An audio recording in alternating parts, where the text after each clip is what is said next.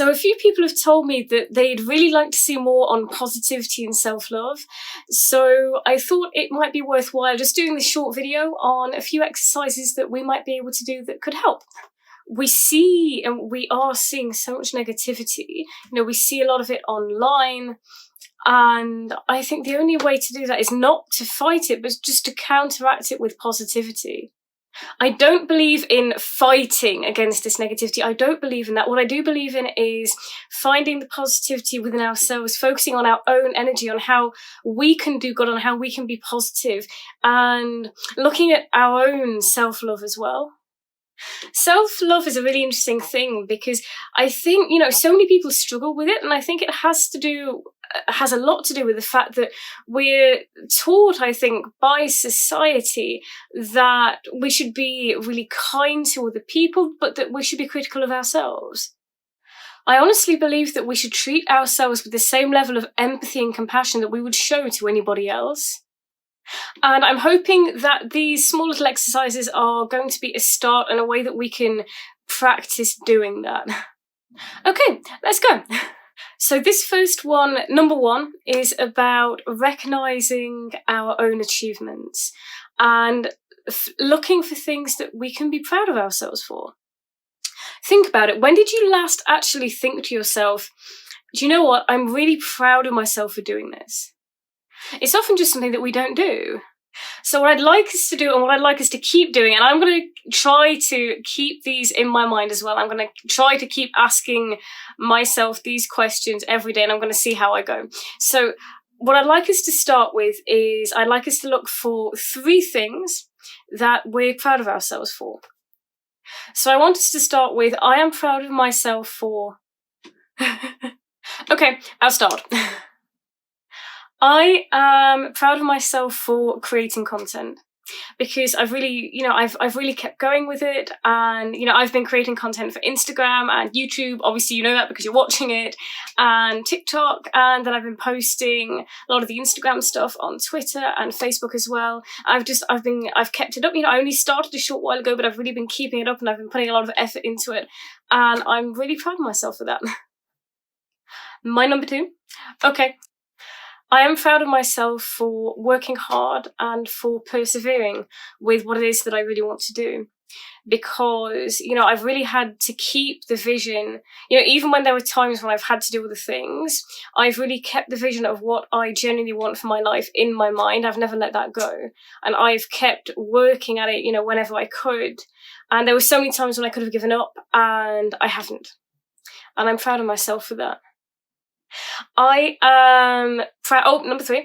I am proud of myself for always looking for reasons to be positive, because there have been times when it's just felt like sometimes you can get into a headspace where it just feels like, there's just nothing. There's nothing for me to be positive about. Everything is going wrong. Nothing is going right. But there have always been things, and even when things have been really bad, I've found a way to just flip it around and to find the positive things, and I am really proud of myself for doing that. Now remember, it can be absolutely anything. It can be absolutely anything that you're proud of yourself for. So it might be being proud of yourself for reacting to something in a better way. Maybe it's something that you usually react to really badly, and you sort of took a step back and you reacted to this better. Maybe you did better than you thought in an exam. Maybe it's a subject you're good at. Maybe it's a subject that you're absolutely terrible at, and you usually do really badly in it, and this time you actually did a bit better. Or, I don't know, it can literally be anything.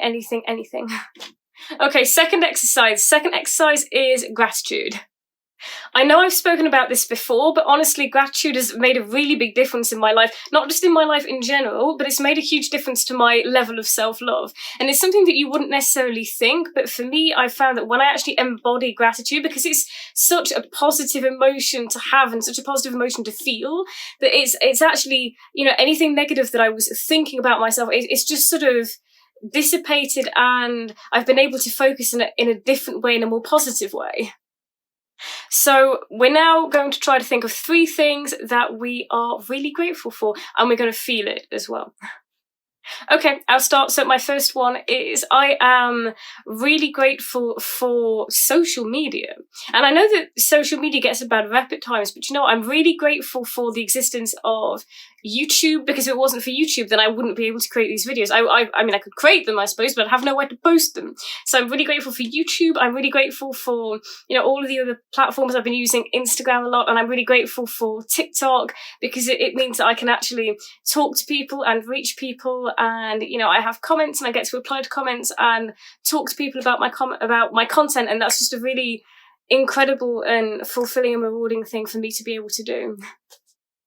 I'm also really grateful that in lockdown I've actually been really busy, because I know that so many people have actually struggled with boredom or with just not having anything to do, and I'm really grateful for the fact that, you know, I got ideas and things occurred to me, things that I've actually been able to do, so that even though there's been so much that's not been open and I haven't been able to do stuff, that I have had a lot that I could do at home.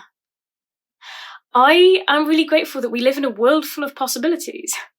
I know that, you know, obviously with everything that's happened with the coronavirus, like it can feel sometimes that maybe that's not the case, but we really do. I mean, when you compare it to like our parents or our grandparents' generation, like we have the internet. Like think of that, we have the internet, we can talk to people, we can contact people. There is so much that we can do that has possibilities in it that has never been possible before, like in the history of the world. So yeah, I am really grateful for that. And now we are moving on to the last exercise of this video, anyway. And this exercise is on feelings. So this is a bit different. This is something that we will need to do throughout the day. It's not something that we can sort of list. Yeah, what we want to be doing with this is we want to be looking at all of our feelings, and when we feel something, which is obviously all the time, so I'm not suggesting that we do this all of the time, but that we at least do it incrementally throughout the day, that we ask ourselves, okay, what is it that I'm feeling? What am I feeling right now? Especially if you think that your feelings are a little bit off, ask yourself, what is it that I'm feeling right now? And the next thing you want to ask is, does this feeling serve me? Is it a good feeling? Is it a positive feeling?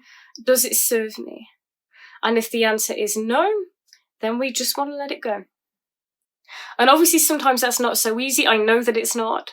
One of the things, and I know I've talked a bit about this, one of the things that's really helped me is meditation, because when you meditate, you're actually sort of, you're not stopping your thoughts in the sense that you're sort of putting a barrier up against them and trying. It's not something that you're forcing. It's the opposite. You're not forcing anything. You're just letting your thoughts stop. So then when you start again, your mind is clearer, and then, you know, you can start with more positive thoughts. Whereas if you try to put the positive thoughts against negative thoughts, and you end up fighting with yourself, and it can go very, very wrong, which is why we want to work on letting go of our thoughts. And sometimes we need to meditate first to do that, and sometimes we don't. Sometimes we can just do it there and then. And I've found that something that's really helped me is just being aware of it and knowing that I don't have to overthink something, that if I have a negative thought, I don't have to think about it or prove it or justify it, that it's okay, that I don't need anybody else's permission, just to say, do you know what, it's okay, I don't need to think this thought right now, and just let it go. You know, I think that sometimes we can get so used to feeling maybe not that great that it almost becomes normal. So when we actually start to ask ourselves, what is it that I'm feeling right now? How am I feeling? Just the self-awareness of it can actually make a huge difference. So I hope that this video has made some sort of difference, that it's resonated with you in some way, or that it's, you know, maybe helped in, I don't know, some tiny way, or that it's been nice to hear some positivity or whatever. But if you like the video, then I'd love you to hit the like button. Or leave me a comment. You can also go onto my Instagram and follow me on there. Leave me a comment on there as well if you want. And, you know, if you'd like to see more of my videos, then please hit the subscribe button, and I will see you soon in my next video.